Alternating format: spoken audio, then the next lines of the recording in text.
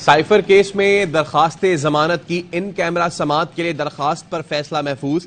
Special prosecutor ने Islamabad high court में मौक़िफ़ अपनाया। ऑफिशियल सीक्रेट एक्ट के तहत ट्रायल पब्लिक नहीं किया जा सकता। कार्रवाई पब्लिक होगी तो कुछ मुल्कों के साथ ताल्लुकात मुतासर हो सकते हैं। चीफ जस्टिस आमिर फारूक ने कहा, अदालत दरखास्त जमानत का फैसला लिखेगी तो पब्लिक होगा, फिर इन कैमरा समाअत क्यों की जाए? बयान ट्रायल कोर्ट में होना है, समाअत इन कैमरा होती है या नहीं ये ट्रायल कोर्ट का इख्तियार है। पीटीआई के वकील सलमान सफदर ने कहा, हमारे तो सारे लोग तैयार होकर आए थे कि आज अदालती कार्रवाई बराह रास्त होगी। सरकारी वकील कह रहे हैं समाअत को इन कैमरा कर दें।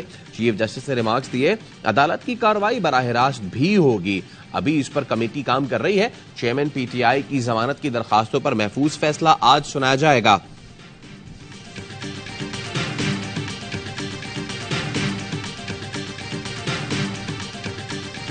नेगरा वजीर आजम अनवारुल हक काकड़ ने वफाकी काबीना का इजलास आज शाम 4:30 बजे तलब कर लिया। इजलास में अमन व अमान की सूरत हाल पर गौर किया जाएगा। मुल्क की मुआशी और इक्तिसादी सूरत हाल का भी जायजा लिया जाएगा। नेगरा वजीर आजम गैर मुल्की दौरों पर काबीना को एतमाद मिलेंगे।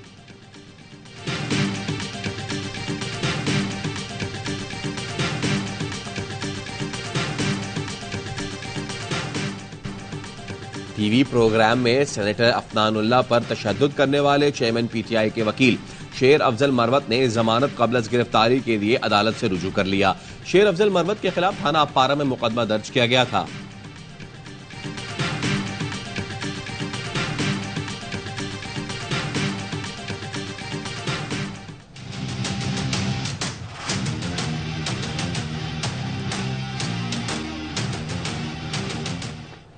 पंजाब भर में आशोबे चश्म के बायस बंद किए गए स्कूल आज से खुल गए। तमाम सरकारी और निजी स्कूलों को महकमा तालीम की जानिब से जारी करदा एसओपीज पर मुकम्मल अमल दरामद की हिदायत।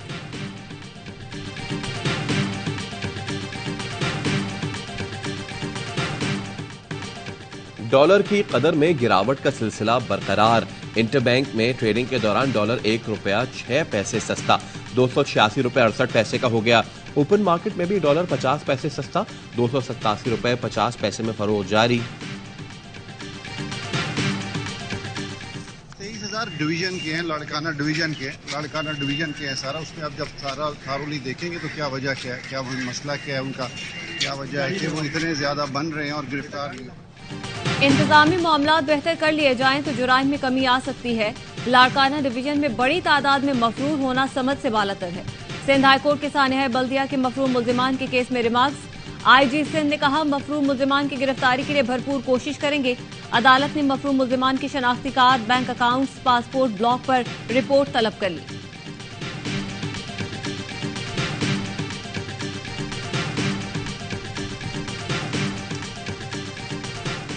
पाकिस्तान से महंगाई का खात्मा करने वाला नवाज शरीफ वापस आ रहा है। बिजली की लोड शेडिंग खत्म करने वाला नवाज शरीफ वापस आ रहा है। शादरा वालों, आखिरी बार आपने महंगाई में कमी किसके दौर में देखी थी? आपने सस्ता पेट्रोल किसके दौर में खरीदा था?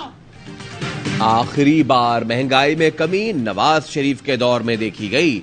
मरियम नवाज ने नवाज शरीफ की वापसी को महंगाई के खात्मे और खुशहाली की वापसी करार दे दिया।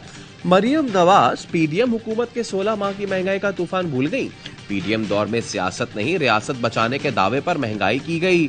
मरियम नवाज भूल गई कि नवाज शरीफ के भाई शहबाज शरीफ की हुकूमत में अवाम की चीखें निकाली गईं। मुश्किल फैसले कहकर पेट्रोल, बिजली और गैस महंगी की। बजट और मिनी बजट के जरिए अवाम पर टैक्सों की बारिश की और अब महंगाई की जिम्मेदारी पीटीआई पर डालकर इलेक्शन के लिए खुशहाली का नारा लगा दिया।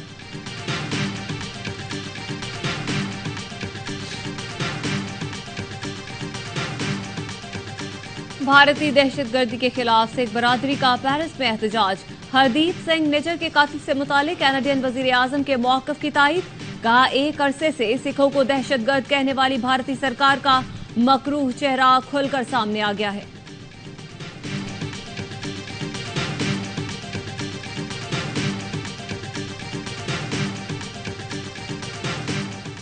और भारतीय वजीर खारजा के अक़लियतों से इम्तियाजी सलूक न करने के दावे पर टेलीग्राफ का जवाब।